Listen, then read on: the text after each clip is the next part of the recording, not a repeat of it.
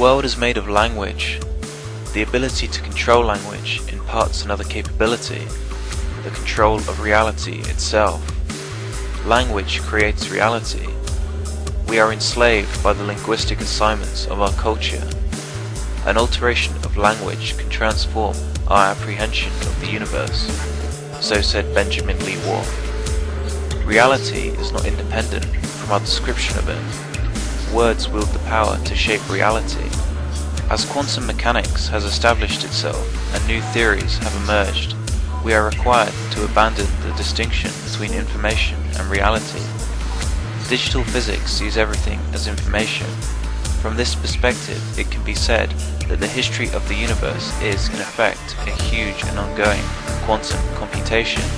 As the universe evolves and churns out more and more intricate and complex structures, we need to learn to see the patterns, to learn how it registers and processes information. To do this, we must learn the language of nature. Language is synonymous to information, much like the relationship between source code and a computer program. Another way to look at it is that everything is relative. Everything exists in relation to something else. Any object we might conceive of is really an abstraction or collection of other objects. For example, a car is made up of parts, and those parts are made up of smaller parts, and so on. The car, as an abstract entity, is a storage medium of information. Within its semiotic space, the language can be thought of as how the different parts communicate their relativity to each other, sort of like an API between different software components. Either way you look at it, language is essentially like the rules that govern an informational construct. Language is symbolic, just like a CPU has opcodes to tell it what operations to perform. Languages come in a variety of formats, yet they are all interrelated. For example, mathematics, sounds, colors, and geometry. Information is like a meta-substance, meta meaning beyond or above, yet it is embedded in the metaphor we choose to describe it by. Consider that the subatomic particles and quantum processes which scientists describe are what shamanistic and ancient cultures would consider spirits and deities. Most people seem to use the label consciousness or energy to define the meta-substance of being. To say that everything is consciousness is almost blasphemous, as it trivializes the magnificence, beauty, and power of what it attempts to describe. It is nothing but ignorance to apply a finite label to an infinite value and feel like we understand what we are talking about. It is just an abstraction. As Ludwig Wittgenstein said, the limits of my language mean the limits of my world. Philip K. Dick wrote in his exegesis, I term the immortal one a plasmate because it is a form of energy. It is living information. It replicates itself not through information or in information, but as information. He then goes on to say, the universe is information, and we are stationary in it, not three-dimensional and not in space or time. We hypostatize information into objects. Rearrangement of objects is a change in the content of the information. The message is changed. This is a language which we have lost the ability to read. We ourselves are part of this language. Changes in us are changes in the content of the information. Saying that everything is information isn't very helpful for people who like to believe that there is an objective reality out there. It means essentially that the world is an abstraction, malleable by our intent and merely a collection of prevailing beliefs. Information as a linguistic object is a rather undiscerning metaphor. Metaphor is, for most people, a device of poetic imagination, yet it is much more pervasive in everyday life than most people assume. Our ordinary conceptual system, in terms of which we both think and act, is fundamentally metaphorical in nature. Language is the medium by which we transmit our thoughts. The language we use to communicate does fundamentally affect how we see the world. This was first suggested by Edward Sapir. Differences in language reflect the different views of different people. The Hopi, for example, do not include references to the past, present, or future in their grammars, although they do include two other tenses, manifested and becoming manifested. Manifested includes all that is and ever has been. This includes the senses and concrete items. Becoming manifested, which includes anything which is not visible, has no definite origin and cannot be perceived with the senses. Verbs are always expressed within terms of these two tenses. In this way, the Hopi do include some aspects of time, but in a different way than the native English speaker would recognize.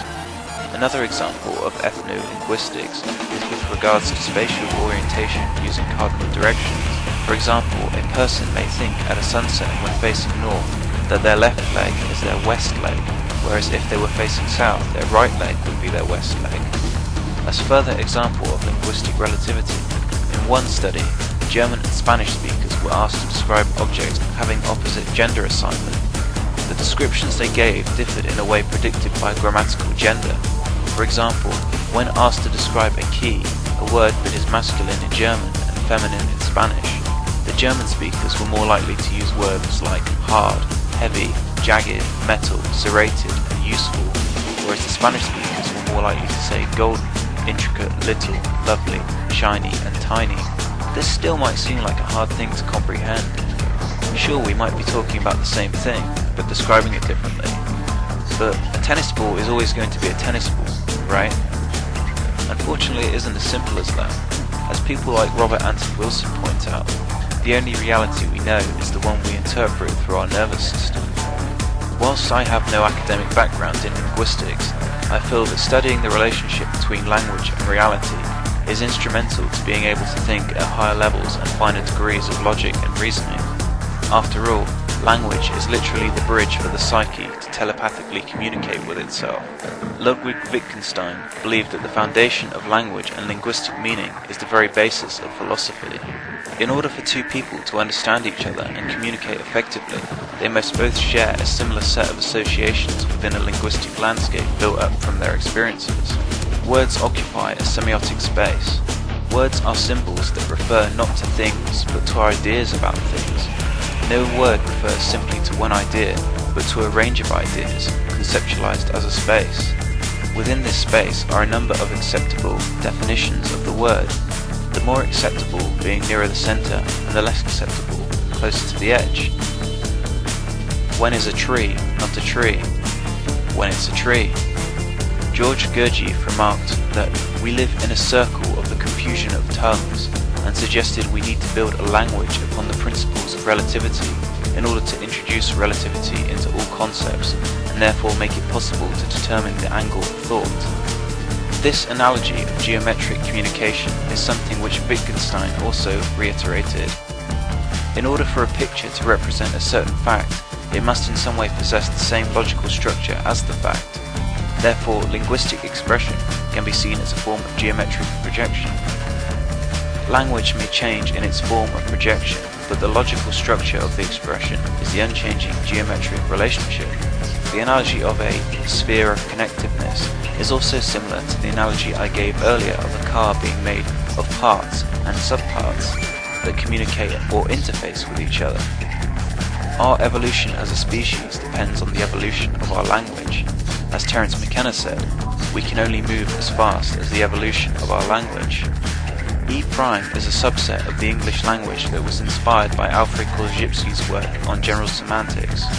It is designed to reduce the possibility for misunderstanding by removing certain words like is, and therefore highlights the subjectivity of the statement.